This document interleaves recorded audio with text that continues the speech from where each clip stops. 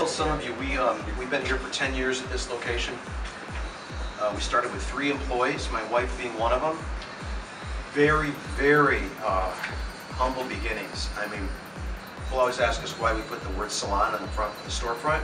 It was because we couldn't come up with a shorter word than that. Because our budget was gone, we had no money left. So we had to put something had to do with our business. Salon was the shortest one. We could have just put hair. I guess that would save me a letter. Yes, big savings. Huge. Yeah, it could be further down the road right now. Huge savings. We tried it, as I was telling this gentleman, for a few years without Summit. Tried to just figure it out on our own, and that gets old quick. Used to go to every business seminar around in the state and outside of the state sometimes. And then one day a gentleman had said, you should go to this thing up in Minneapolis, and so we did, and it was rock solid. Let me tell you, I was very skeptical. I think I'd let them in that direction. In our case, it did happen like that. Our debt was very, very low at the time. Our rent was very low, and our prices were low. So we fixed our prices, gave them incentives for advancement, and that's how we did it. And we had a lot of great opportunities coming in our lap as well during that following year. Does anybody have any questions about anything so far? Opportunities being a stylist who came on board with you? Well, that's one of the things that happened in '03 is we became the exclusive salon for the Tampa Bay Buccaneers cheerleaders, and we got a lot of publicity from that. And where we're getting tons of publicity, we're getting more resumes and more new client traffic and more other opportunities as well. We kind of parlayed that into a lot of other things over the years, for sure. We're the only salon that they work with in the whole Tri-County area. There's well over 1,000 salons in the Tri-County area. You know, as far as establishing points of difference from the competitors, it's a no-brainer for us to be able to do that to service the 32 gals that are on the squad. So, let's see. They always want me to talk about marketing things because that's the thing I feel most passionate about. So if that's okay, you want me to talk about that? Sure. Okay.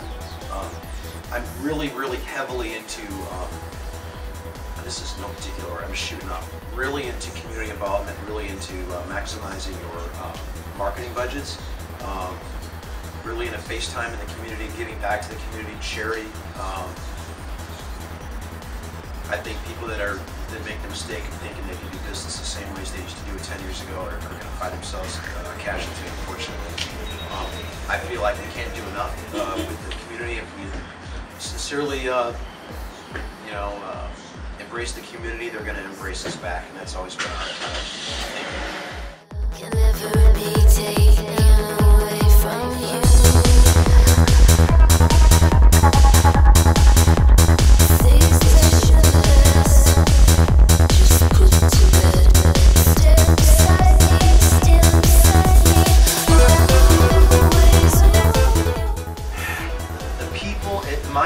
My experience is the people that have a problem with that are probably the ones that are questioning commission percentages and other things as well. I try to keep them not short-sighted by looking at the grand scheme of things. I don't believe that Gatorade is the best tasting drink you can buy, but it's the #1 selling drink in the country. What Gatorade does better than anybody is it markets its brand better than anybody. They spare no expense doing that. A lot of salon owners think that because of their connection to the people that work in their salons, they feel like their salons are just technically and more talented, better than anybody else around them.